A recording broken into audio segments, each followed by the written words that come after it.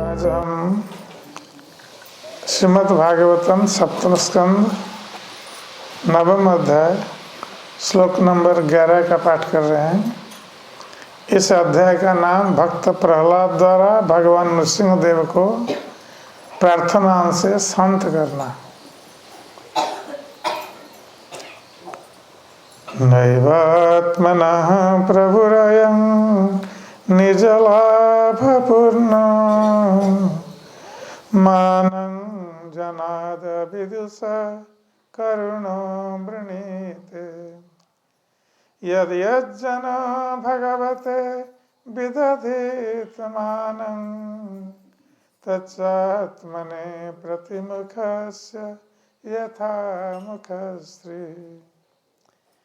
नैवात्मनः प्रभुरयं निजलाभपूर्ण मानं जनाद विदुष करुणो वृणीते यद् यज्जनो भगवते विदधीत मानं तच्चात्मने प्रतिमुखस्य यथा मुखश्री। नैवात्मनः प्रभुरयं निजलाभपूर्ण मानं जनाद विदुष करुणो वृणीते यद् यज्जनो भगवते विदधीत मानं तच्चात्मने प्रतिमुखस्य यथा मुखश्री। तो इस श्लोक का अनुवाद और तात्पर्य श्रील प्रभुपाद के द्वारा अनुवाद। परमेश्वर अर्थात पूर्ण पुरुषोत्तम भगवान सदैव आत्मतुष्ट रहने वाले हैं।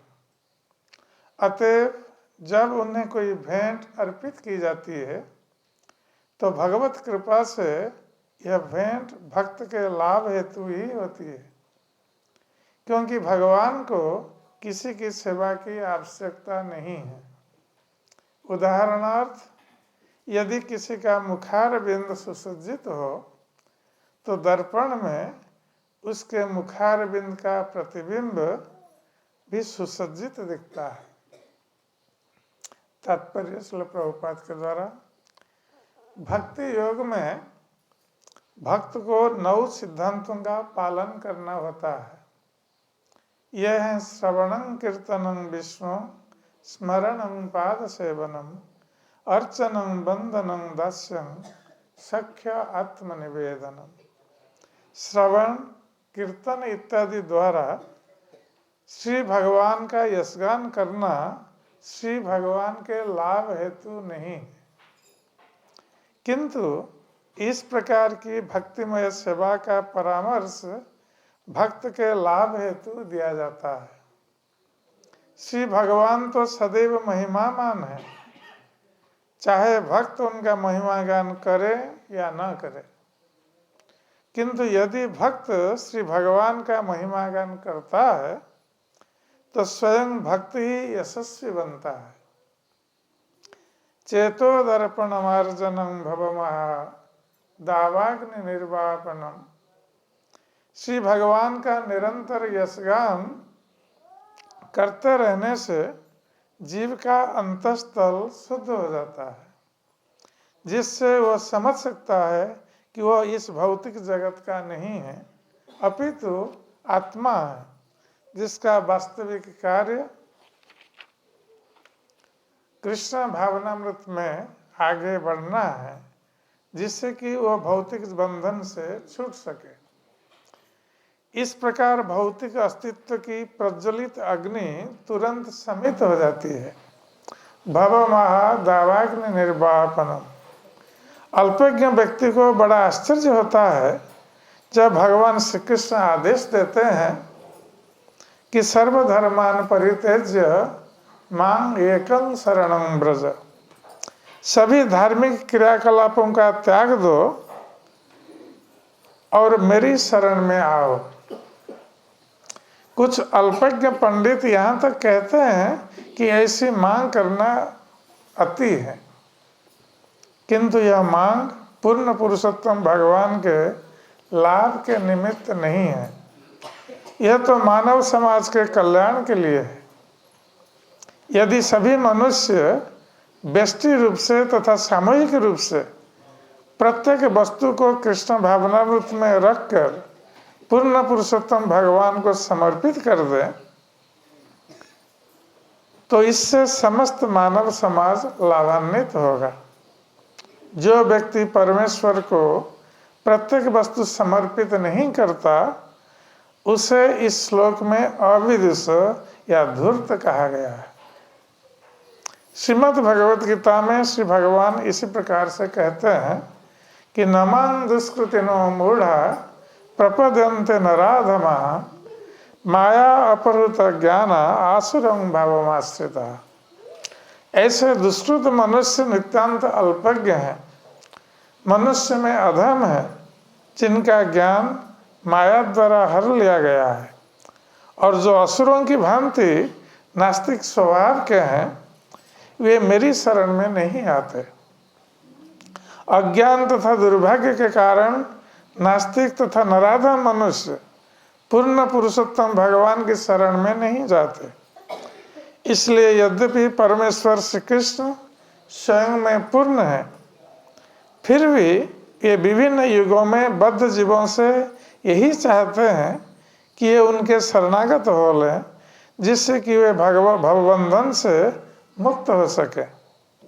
निष्कर्ष यह है कि हम जितना ही अधिक कृष्ण भक्ति में लगते हैं और श्री भगवान की सेवा करते हैं, उतना ही अधिक लाभ हम उठाते हैं। भगवान श्री कृष्ण को हमसे किसी प्रकार की सेवा की आवश्यकता नहीं है।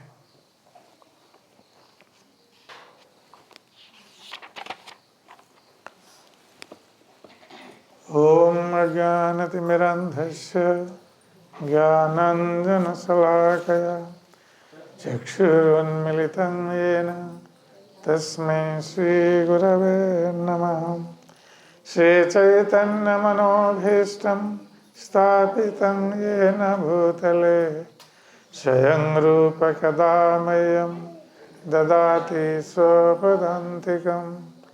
वन्देऽहं श्रीगुरो श्रीयुतपदकमलं श्रीगुरुन् वैष्णवंश श्रीरूपं साग्रजातं सगणरघुनाथ नितं तं सजीवं साद्वैतं सावधूतं परिजनसहितं कृष्णं चैतन्यदेवं श्रीराधाकृष्णपादान् सहगणललिता श्रीविशाखान्वितंश्च।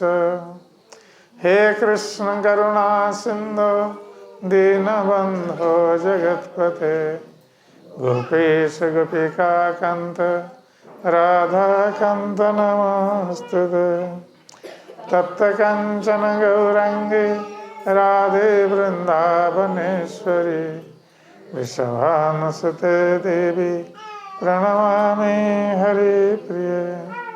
वंशाकल्पतरुभ्यश्च कृपा सिन्धुभ्येव च पतितानां पावनेभ्यो वैष्णवेभ्यो नमो नमः। नमो महावदान्नाय कृष्ण प्रेम प्रदायते कृष्णाय कृष्ण चैतन्य नाम्ने गौरतिसे नमः।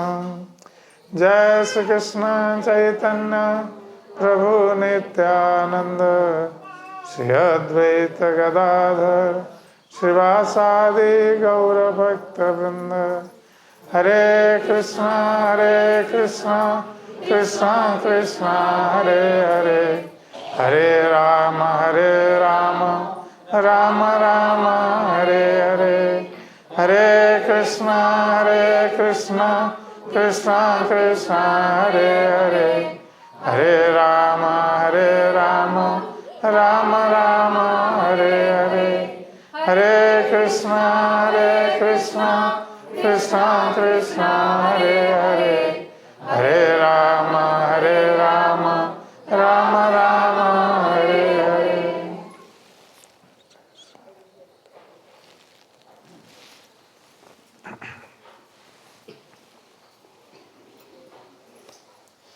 तो श्रीमद् भागवत के इस श्लोक में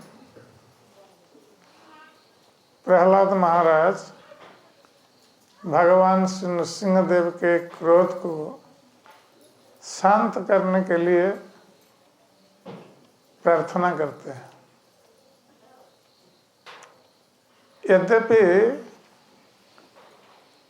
ये प्रहलाद महाराज की जो स्तुति बहुत प्रसिद्ध है और इसमें प्रहलाद महाराज भिन्न दृष्टि से भगवान को प्रसन्न करने के लिए स्तुति करते हैं, तो अल्प समय के भीतर हम सारी स्थितियों को पाठ करके उसको समझाना संभव नहीं है। इसलिए हम एक एक श्लोक लेते हैं। तो हम लोग जानते हैं कि किस प्रकार भगवान नृसिंहदेव प्रहलाद महाराज की वाणी की सत्यता को प्रतिपादित करने के लिए आविर्भूत हुए थे। प्रहलाद महाराज बाल्यावस्था से भगवान कृष्ण के भक्त थे और उनके पिता हिरण्यकशिपु जो प्रबल पराक्रमी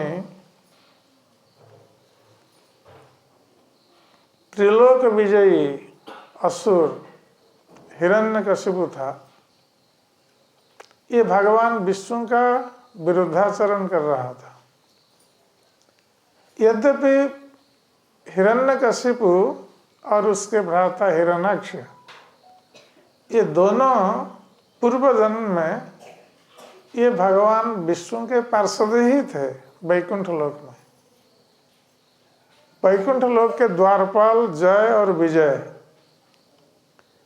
ये मुनियों के द्वारा अभिशप्त होकर असुर रूप में ये जन्म ग्रहण किए थे।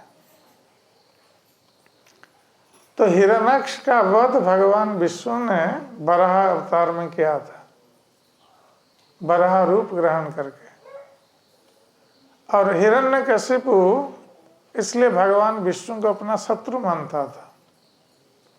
यद्यपि असुरों का यही स्वभाव होता है कि विष्णु भक्त भवेद्दैव असुरस्तद विपर्यय, कि भगवान विष्णु के जो भक्त होते हैं वो देवता होते हैं और जो भगवान विष्णु के भक्त नहीं होते हैं उनका विरुद्धाचरण करते हैं, उनको असुर कहा जाता है।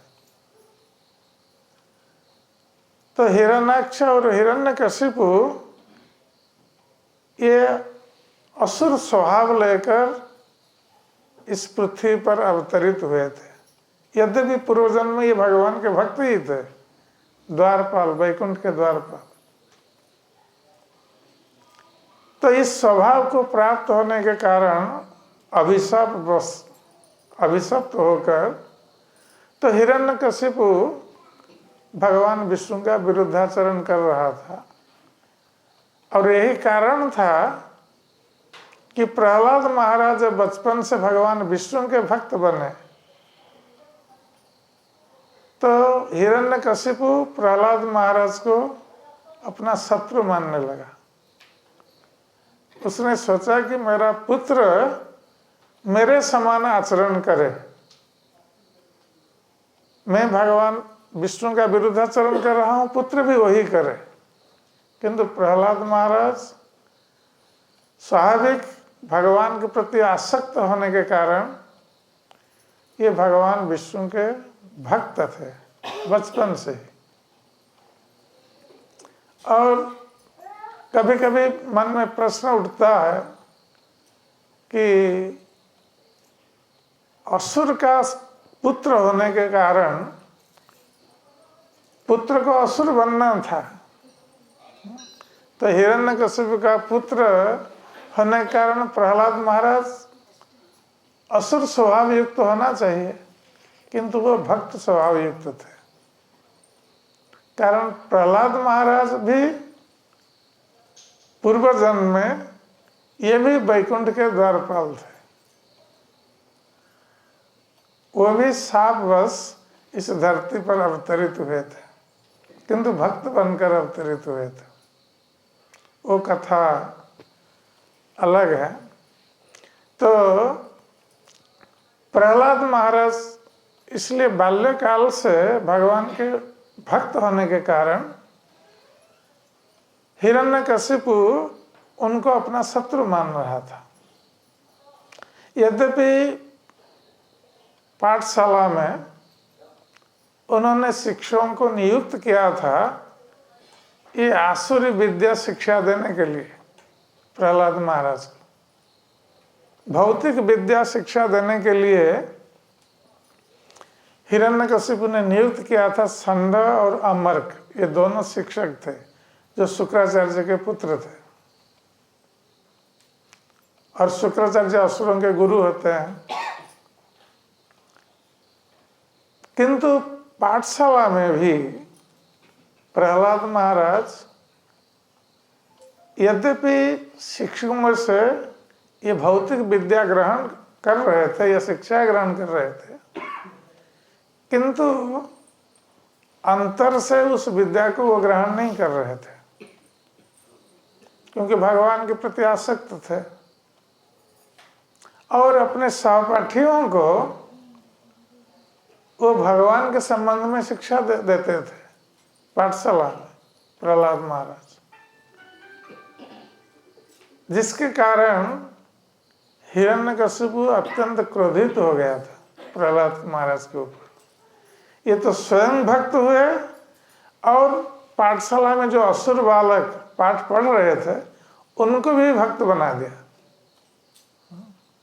इसलिए हिरण्यकशिपु बहुत क्रोधित था और अपने अनुचरों को आदेश दिया था कि प्रहलाद महाराज का वध करने के लिए।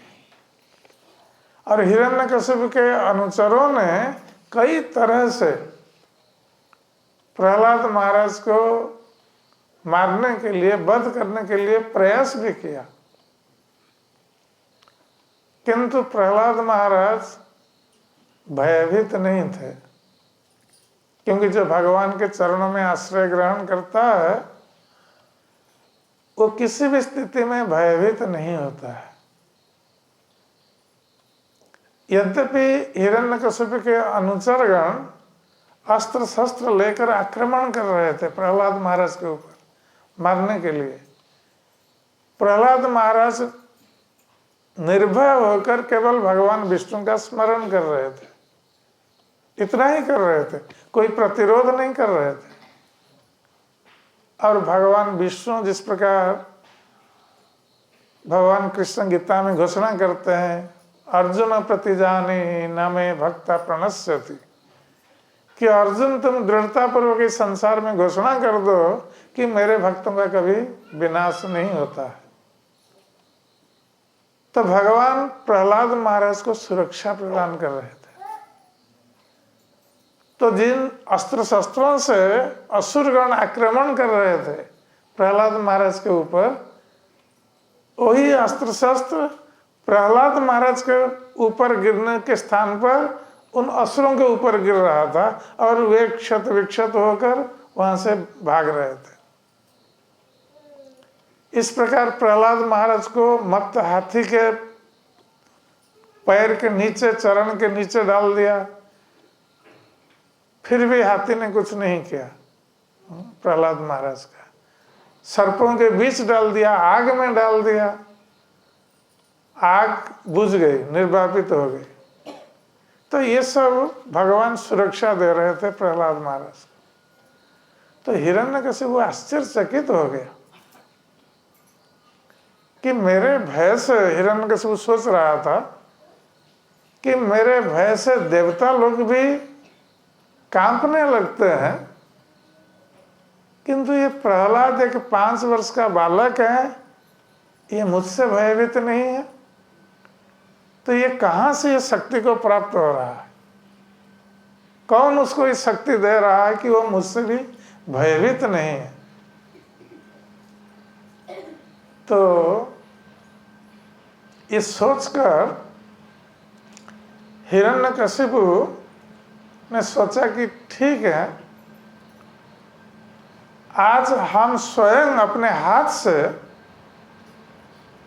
प्रहलाद का वध करेंगे और हम देखेंगे कि उसकी रक्षा कौन कर रहा है, उसका भगवान उसकी रक्षा कैसे करते हैं, हम देखेंगे।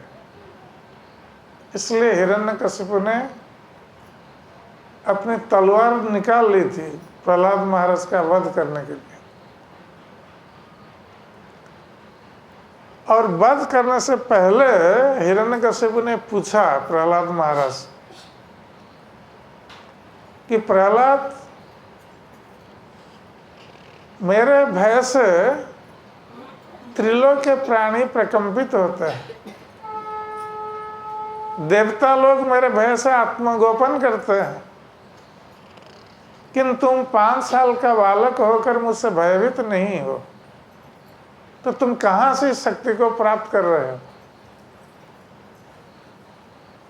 तो प्रहलाद महाराज ने कहा कि राजन, आप जिन भगवान से शक्ति को प्राप्त होकर अपने को इतना बलशाली मान रहे हैं, तो आपके बल का जो स्रोत है, मेरे बल का भी वही स्रोत है। तो हिरण्यकशिपु ने प्रहलाद महाराज से पूछा कि प्रहलाद, तुम सदा सर्वदा यही कहते रहते कि तुम्हारा कोई भगवान तुम्हें सुरक्षा दे रहा है, तुम्हें बल प्रदान कर रहा है, तो तुम्हारा भगवान कहाँ पर है? जैसे जो नास्तिक होते हैं, भगवान पर विश्वास नहीं करते, तो ये लोग कभी कभी भक्तों को इस प्रकार कहते हैं कि संसार में भगवान नहीं है, यदि भगवान है हमें दिखा दो। तो हिरण्यकशिपु ने उसी प्रकार पूछा प्रहलाद महाराज से कि तुम्हारा भगवान कहाँ पर है? तो प्रहलाद महाराज ने कहा कि मेरा भगवान सर्वव्यापी है, वो सर्वत्र विराजमान है, सभी प्राणियों के हृदय में विराजमान है, परमात्मा के रूप में, सारे अणु परमाणु में भी विराजमान है, वो सर्वत्र है। तो हिरण्यकशिपु को विश्वास नहीं हुआ कि भगवान सर्वत्र कैसे रह सकता है। तो उन्होंने कहा कि यदि तुम्हारा भगवान सर्वत्र है, सर्वव्यापी है, क्या तुम्हारा भगवान इस सभागृह के स्तंभ में भी है? तो हिरण्यकशिपु अपने सभागृह के जो स्तंभ है, खंबा था, उसको दिखा दिया कि तुम्हारा भगवान इसमें भी है, यदि वो सर्वत्र है तो इसमें भी होना चाहिए। और प्रहलाद महाराज ने कहा अवश्य है। तो हिरण्यकशिपु ने सोचा, अब प्रहलाद जो बोल रहा है उस वचन को मिथ्या प्रमाणित करने के लिए मुझे ये कार्य करना होगा। क्या करना है कि मैं इस स्तंभ को तोड़ करके सारे संसार को मैं दिखा दूं कि प्रहलाद का भगवान इस स्तंभ में नहीं है। वो प्रहलाद महाराज के वचन को मिथ्या प्रमाणित करना चाह रहा था हिरण्यकशिपु।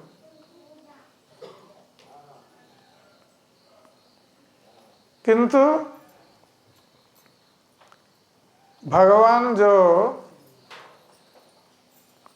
भक्तवत्सल है, भक्तों के प्रिय हैं और भक्तों को सुरक्षा देने के लिए प्रतिज्ञाबद्ध है। तो जब हिरण्यकशिपु ने सभागृह के स्तंभ पर मुष्टिकाघात किया और तोड़ दिया सभागृह के स्तंभ को, तो प्रहलाद महाराज के वचन को सत्य प्रमाणित करने के लिए भगवान नृसिंह के रूप में आविर्भूत हुए स्तंभ से। जय श्री नृसिंह देव भगवान की।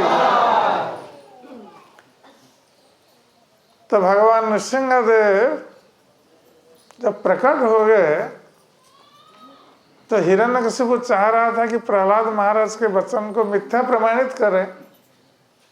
अब प्रहलाद महाराज के वचन को सत्य प्रमाणित करने के लिए भगवान प्रकट हो गए।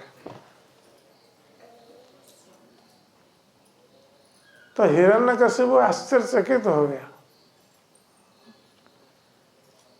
क्योंकि भगवान एक अद्भुत रूप धारण किए हुए थे, अदृष्टपूर्व और अद्भुत, जब पहले किसी ने देखा नहीं था ऐसा रूप।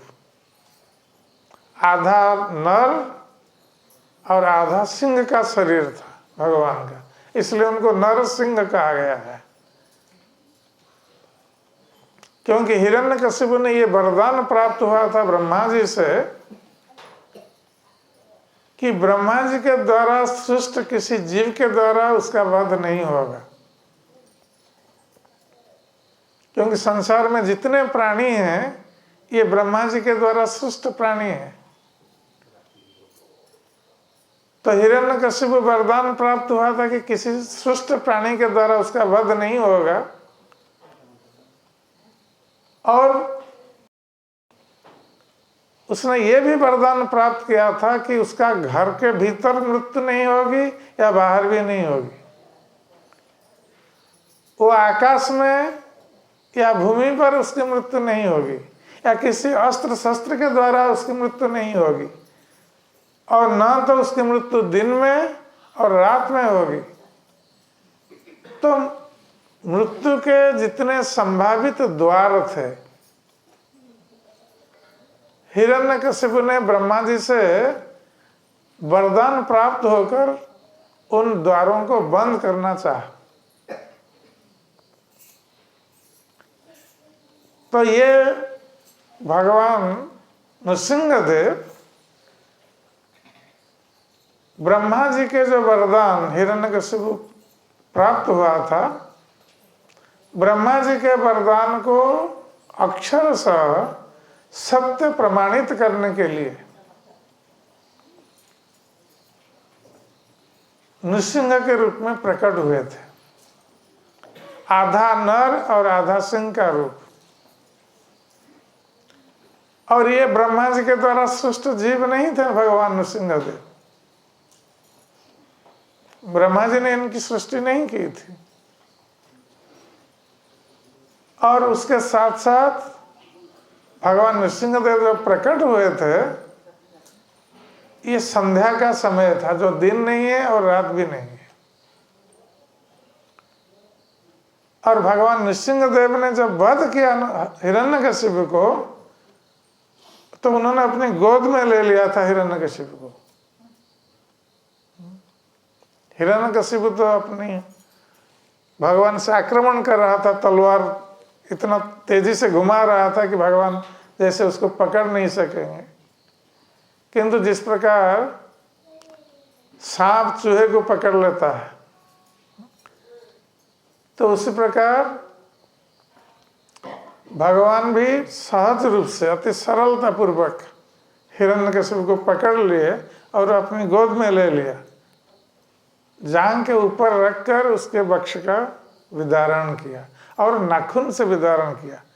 तो ये नाखून जो है ये अस्त्र नहीं है या शस्त्र नहीं है। तो ब्रह्मा जी ने वरदान दिया था कि किसी अस्त्र शस्त्र से उसका वध नहीं होगा। और वो समय था संध्या का समय, और भगवान नृसिंहदेव द्वार पर बैठे थे, जो घर नहीं है और बाहर भी नहीं है, भीतर नहीं है बाहर भी नहीं है। और जो आकाश नहीं है और भूमि भी नहीं है, गोद में लिए हुए थे। तो इस प्रकार ब्रह्मा जी के सारे वरदानों को सत्य प्रमाणित करते हुए भगवान नृसिंहदेव ने हिरण्यकशिपु का वध किया था। और हिरण्यकशिपु का वध करने के उपरांत हिरण्यकशिपु के जितने अनुचर थे, ये सब एक साथ आकर भगवान नृसिंहदेव पर आक्रमण किए, किंतु भगवान नृसिंहदेव ने सरलतापूर्वक हिरण्यकशिपु के सारे अनुचरों का वध भी कर दिया। अब भगवान ने देखा कि अब कोई नहीं है, तो भगवान नृसिंहदेव जाकर हिरण्यकशिपु के सिंहासन पर विराजमान हो गए और बहुत क्रोधित थे हिरण्यकशिपु पर, क्योंकि हिरण्यकशिपु ने भगवान के भक्त प्रहलाद पर बहुत अत्याचार किया था। तो भगवान भक्तों पर अत्याचार को सहन नहीं कर सकते, इसलिए भगवान बहुत क्रोधित थे नृसिंहदेव भगवान।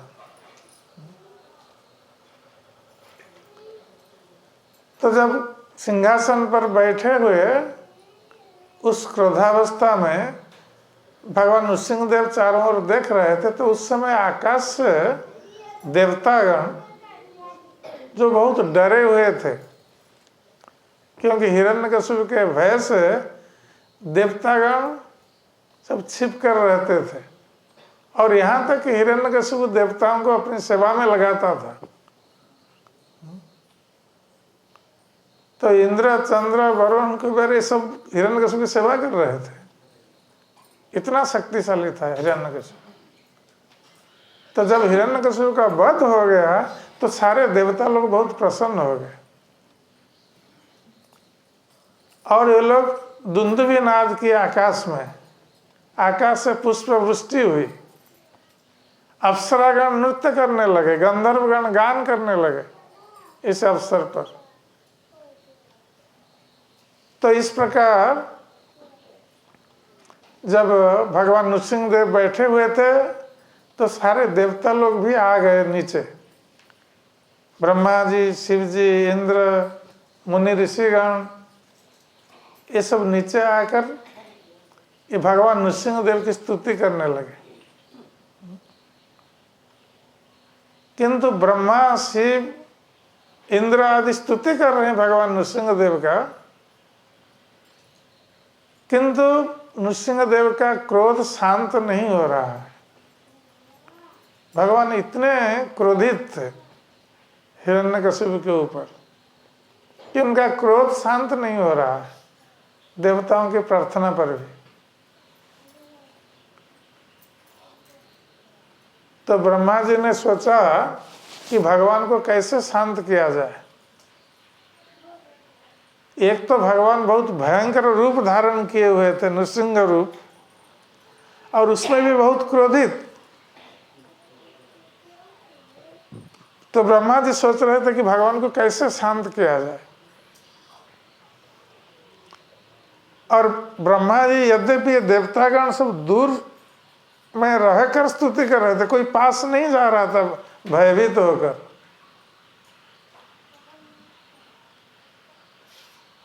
तो सभी ने कहा, ब्रह्मा जी तो स्वयं भगवान के पास जाना नहीं चाहते थे, उन्होंने शिव जी को कहा, शिव जी ने कहा कि हम भी नहीं जाएंगे।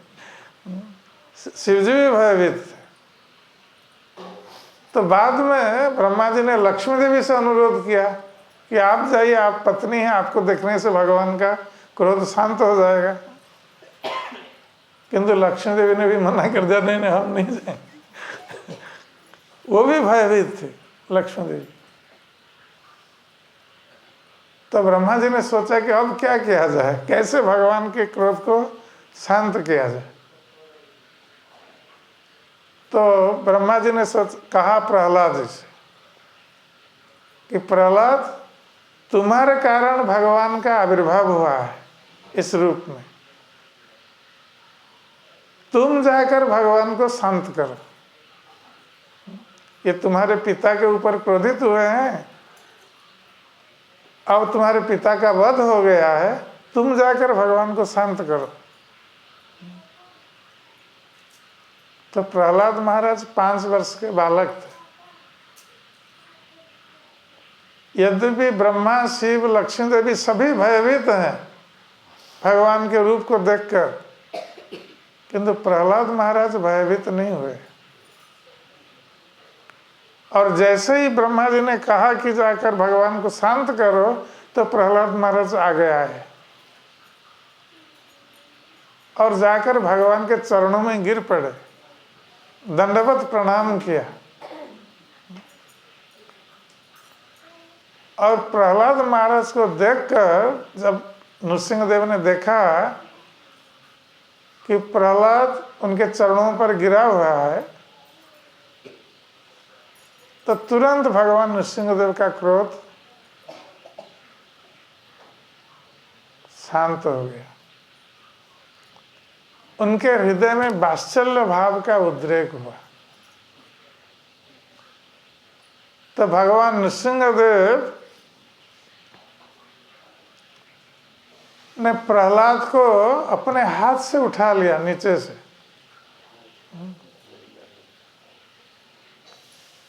और उठाकर प्रहलाद जी के मस्तक पर अपना वरद हस्त स्थापन किया।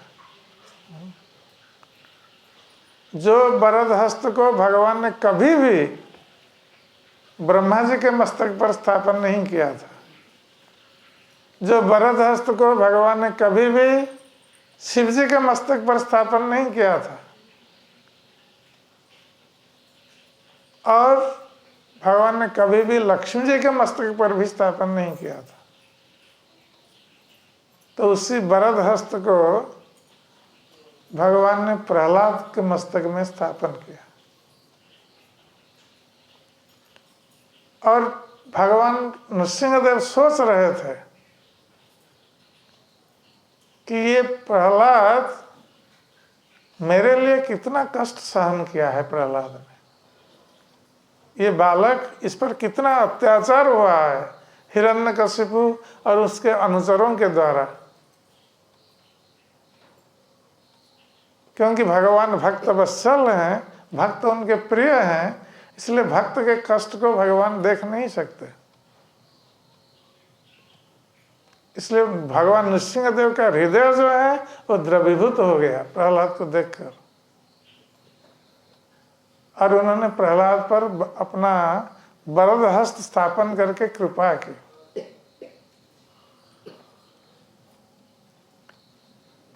तब प्रहलाद महाराज ने, और कह रहे हैं कि यह प्रभु,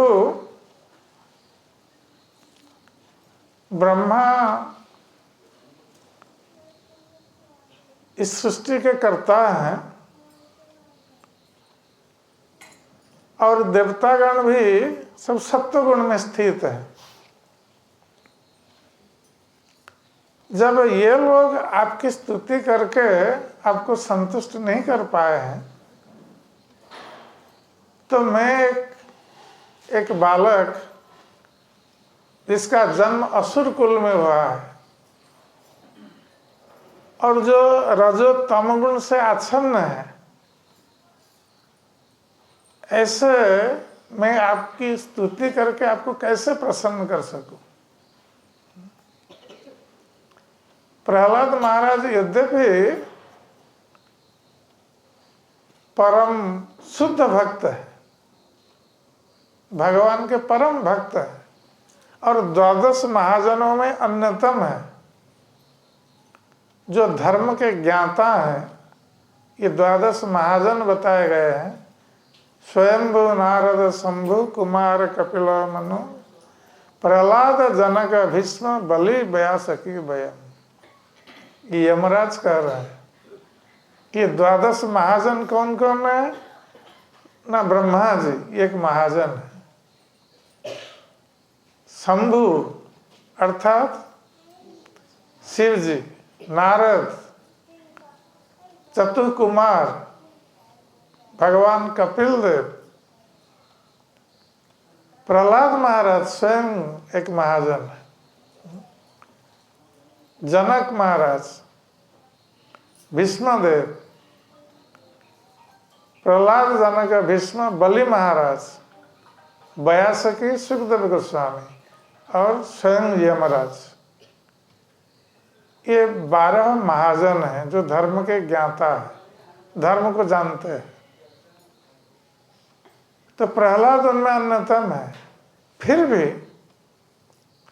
प्रहलाद महाराज को अत्यंत नीच मान रहे हैं। ये महान भक्तों के इस प्रकार गुण होते हैं। जो महान शुद्ध भक्त, यद्यपि वो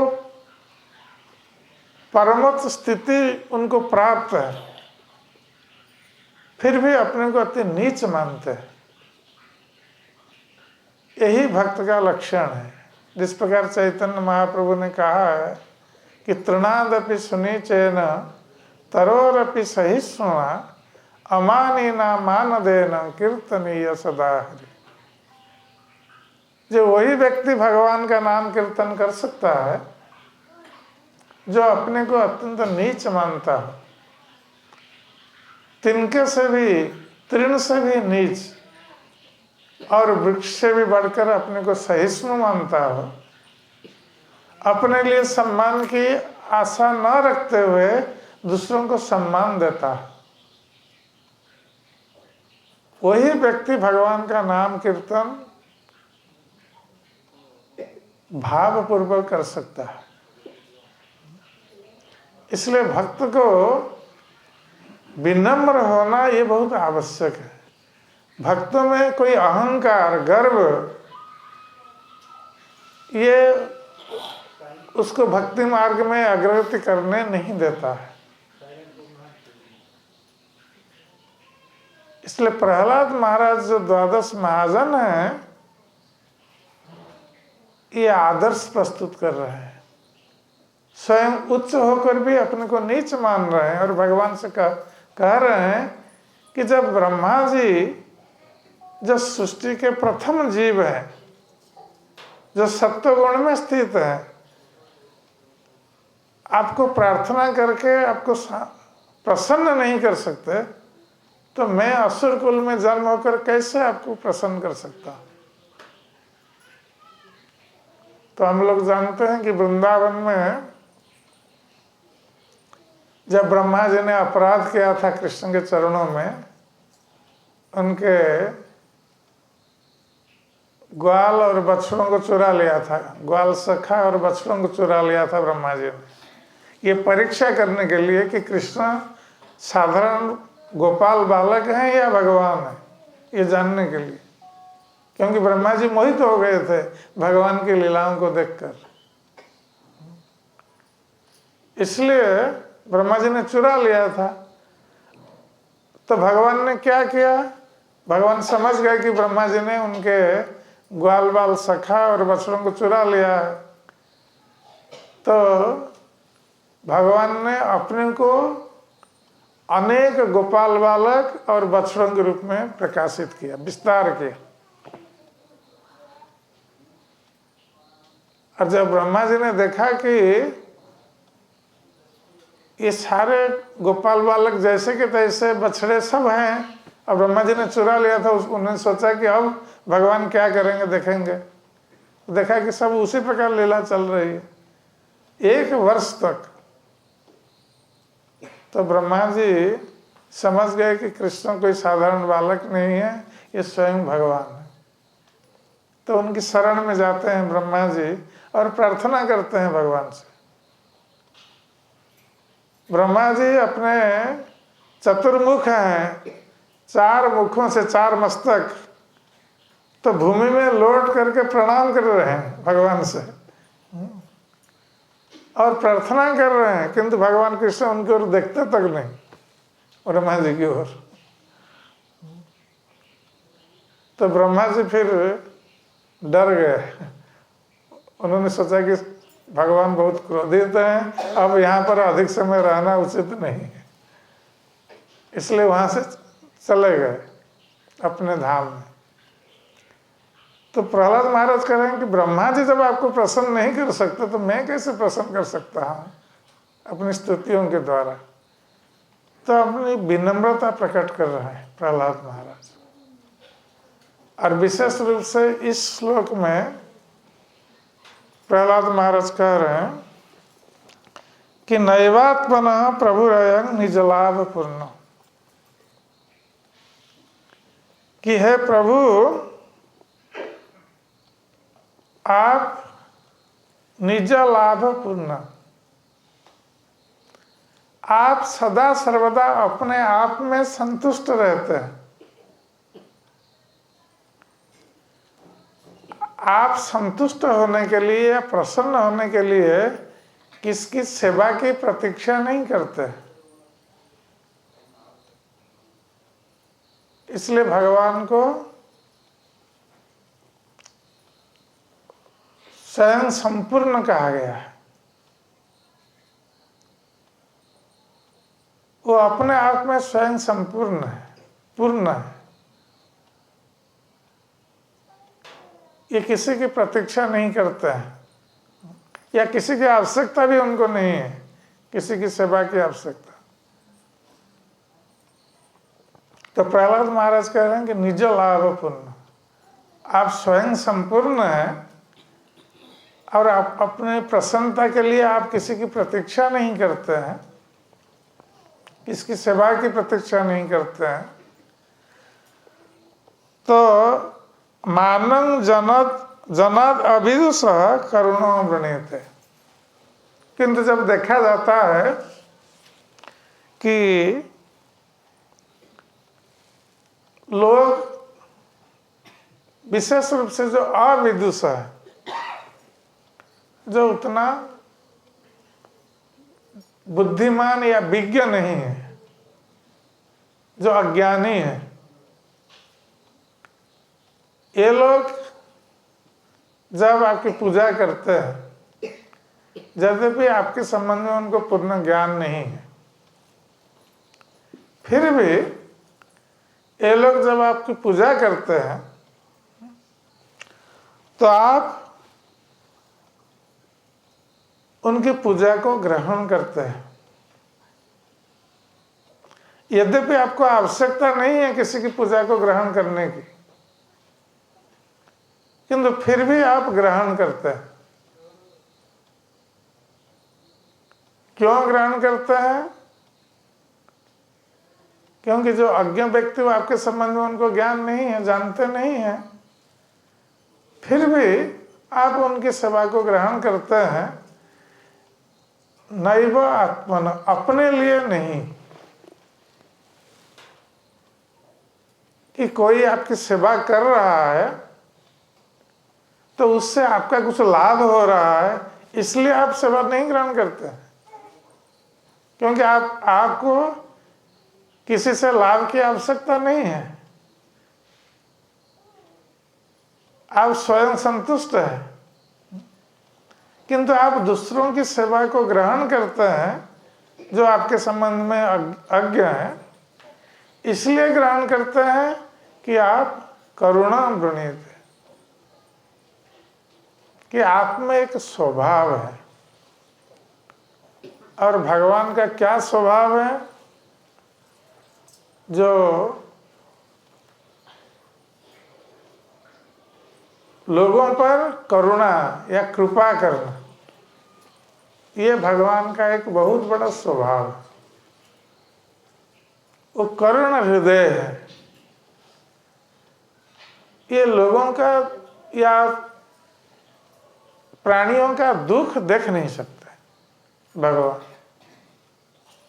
तो कभी कभी जब हम दुख में होते हैं, संसार के दुख भोग करते हैं, तो कभी कभी हम भगवान को दोष देते हैं कि भगवान बहुत निष्ठुर है, हम बहुत अच्छे व्यक्ति हैं, निर्दोष हैं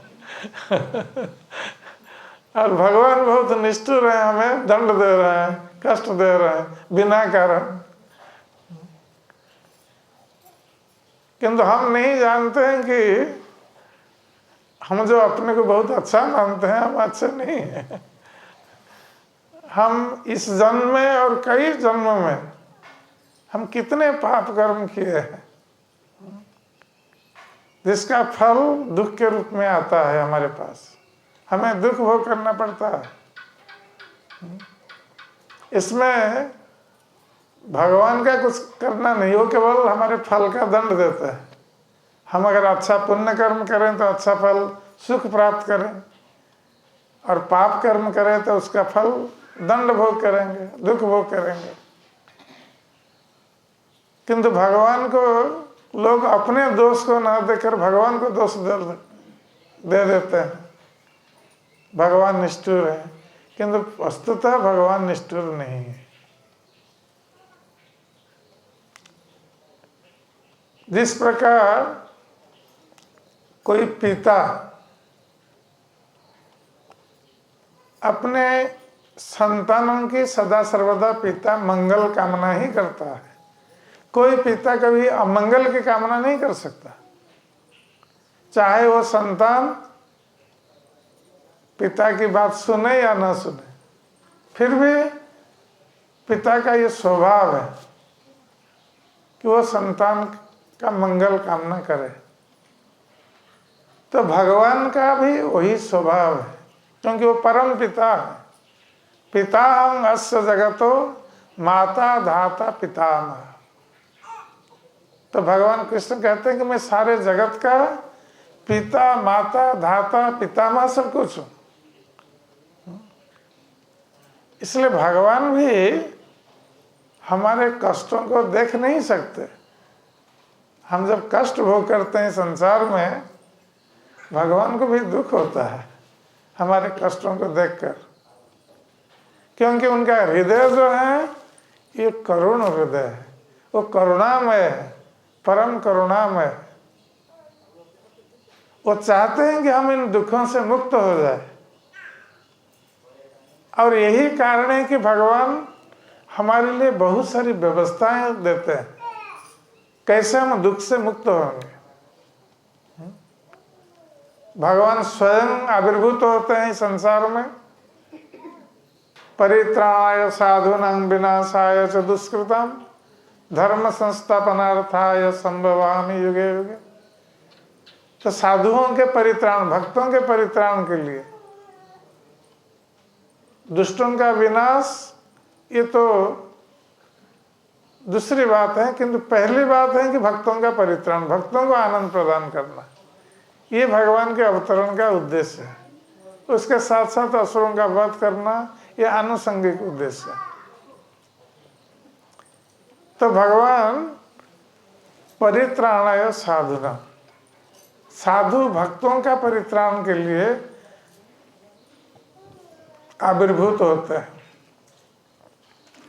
और आविर्भूत होकर जितने भी प्राणी हैं, विशेष रूप से इस संसार में मनुष्य, उनको अपनी लीला के माध्यम से अपनी ओर आकर्षित करते हैं। तो भगवान संसार में आकर जो लीला करते हैं, आनंदमय लीला, तो उसको देखकर संसार के जीव उनके प्रति आकर्षित होते हैं, जिससे कि उन जीवों का संसार के दुख कष्टों से उद्धार का मार्ग खुल जाता है। भगवान स्वयं उपदेश देते हैं जीवों को अपनी ओर आकृष्ट करने के लिए। भगवत गीता के माध्यम से भगवान उपदेश देते हैं सारे मानव समाज के लिए, जिससे कि लोग इन उपदेशों को ग्रहण करके भगवान के पास जाएं और संसार के बंधन से, संसार के दुखों से सदा के लिए मुक्त हो जाए। और जब भगवान नहीं आते हैं, अपने भक्तों को भेजते हैं, अपनी वाणी को छोड़कर जाते हैं, अपने भक्तों को भी भेजते हैं, जो सारे संसार में भ्रमण करके भगवान की वाणी का प्रचार करके लोगों को संसार के दुख और कष्टों से मुक्त होने का मार्ग प्रदर्शित करते हैं। तो इस प्रकार भगवान सारी व्यवस्थाएं करते हैं संसार के जीवों के लिए, कि कैसे लोग संसार के दुखों से मुक्त हो और उनके पास जाएं, जिससे कि वो नित्य आनंद प्राप्त करें। क्योंकि भगवान आनंदमय है, उनका धाम भी आनंदमय है और उनके भक्त भी आनंदमय है। इसलिए भगवान चाहते हैं हमको आनंद प्रदान करने के लिए, संसार के दुखों से मुक्त करने के लिए, किंतु हमारा दुर्भाग्य है कि हम भगवान की सेवा नहीं करते, भगवान के पास नहीं आते हैं। तो इसलिए प्रहलाद महाराज इस श्लोक में कह रहे हैं कि भगवान इतने करुणामय हैं कि जो अज्ञ व्यक्ति हैं उनकी सेवा को भी ग्रहण करते हैं, यद्यपि उनको आवश्यक नहीं है, किसी की सेवा की आवश्यकता नहीं है, फिर भी अज्ञ व्यक्तियों की सेवा को भी ग्रहण करते हैं। क्यों ग्रहण करते हैं? क्योंकि वो करुण हृदय है, उन पर कृपा करने के लिए, अज्ञ व्यक्तियों पर कृपा करने के लिए। ये भगवान का स्वभाव है। ये नहीं है कि जो लोग सदा सर्वदा भगवान की भक्ति में लगे हुए हैं, श्रवण कीर्तन आदि कर रहे हैं, केवल भगवान उन्हीं पर कृपा करते हैं, दूसरों पर नहीं करते हैं, ऐसी बात नहीं है। यहाँ तक कि अज्ञ व्यक्ति भी भगवान की कृपा प्राप्त कर सकता है यदि वह थोड़ी सी भगवान की सेवा कर दे, तो भगवान उस पर भी कृपा करते हैं। यद यज्जनो भगवते विदधीतमानम तच्चात्मने प्रतिमुखस्य यथा मुखश्री। तो प्रहलाद महाराज ये उदाहरण दे रहे हैं कि जो व्यक्ति भगवान की सेवा करते हैं,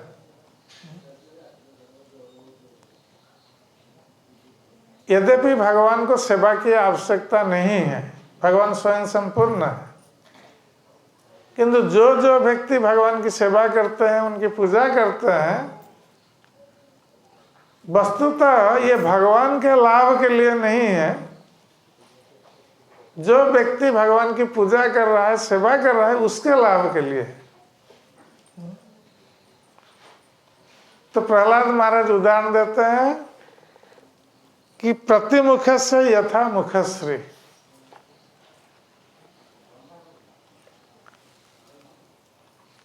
तो जिस प्रकार हम अपने मुख को दर्पण में देखते हैं, तो हमारे मुख का प्रतिबिंब दर्पण में पड़ता है, तो हमारा मुख कितना सुंदर है हम दर्पण देखकर जानते हैं।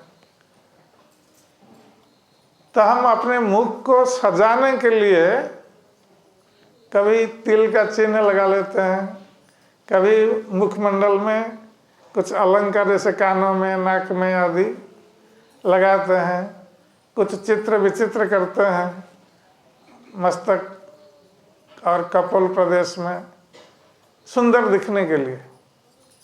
और जब हम दर्पण में देखते हैं कि उसी मुख का प्रतिबिंब दर्पण में आता है, उसी प्रकार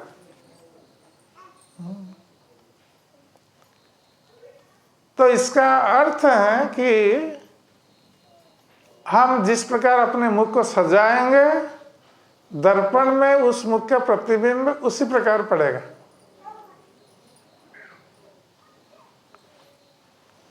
हम प्रतिबिंब को सजा नहीं सकते।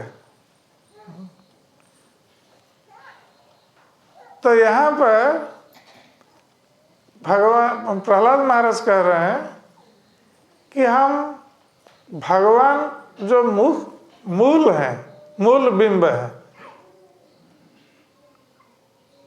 जब हम उनको सजाएंगे, जैसे हम अपने मुख को सजा रहे हैं, हम भगवान को सजाएंगे। जैसे भक्तजन भगवान का श्रृंगार करते हैं, मंदिर में सजाते हैं, और भगवान बहुत श्रृंगार प्रिय होते हैं। जलाधार प्रिय शिव, नमस्कार प्रिय भानु। आप शिव जी के मंदिर में जाएंगे तो केवल और कुछ नहीं करना है, थोड़ा जल डाल दीजिए शिवलिंग पर, शिव जी प्रसन्न हो जाते हैं आशुतोष, क्योंकि वो जलाधार प्रिय है। नमस्कार प्रिय भानु, और भानु अर्थात सूर्य। तो जब सूर्य प्रतिदिन प्रातःकाल उदित होते हैं तो सूर्यदेव को देखते ही प्रणाम करना ये आवश्यक है, क्योंकि सूर्य नमस्कार प्रिय है, इसलिए हम सूर्य नमस्कार करते हैं। तो उस नमस्कार से सूर्यदेव प्रसन्न होता है। हाँ, तो जलाधार प्रिय शिव, नमस्कार प्रिय भानु।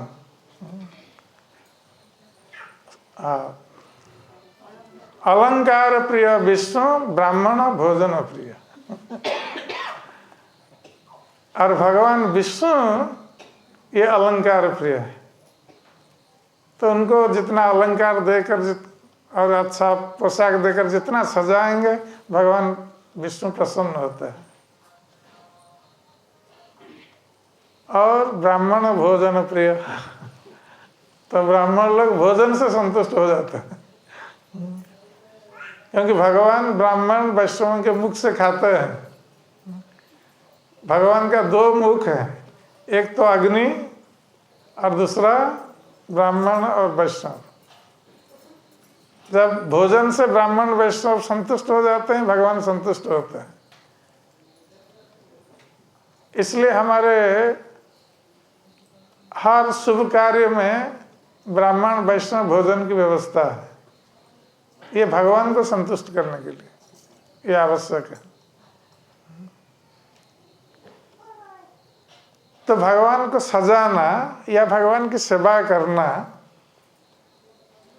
ये भगवान तो संतुष्ट होते हैं, ठीक है, जबकि उनको आवश्यक नहीं है, क्योंकि भगवान का कोई अभाव नहीं है, किंतु वो हमारे भाव चाहते हैं। उनका कोई अभाव नहीं है, किंतु हमारा भाव, किस भाव से हम भगवान की सेवा करते हैं। तो जब हम भगवान को सजाएंगे तो वस्तुतः जिस प्रकार अपने मुख का प्रतिबिंब दर्पण पर पड़ता है, तो उसी प्रकार हम भगवान को सजाने के लिए जो मूल बिंब है, तो वस्तुतः भगवान को सजाकर हम भगवान की सेवा करते हैं, वस्तुतः हमारे लिए ही है, हमारे मंगल के लिए ही है। हम जितना भगवान की सेवा करेंगे,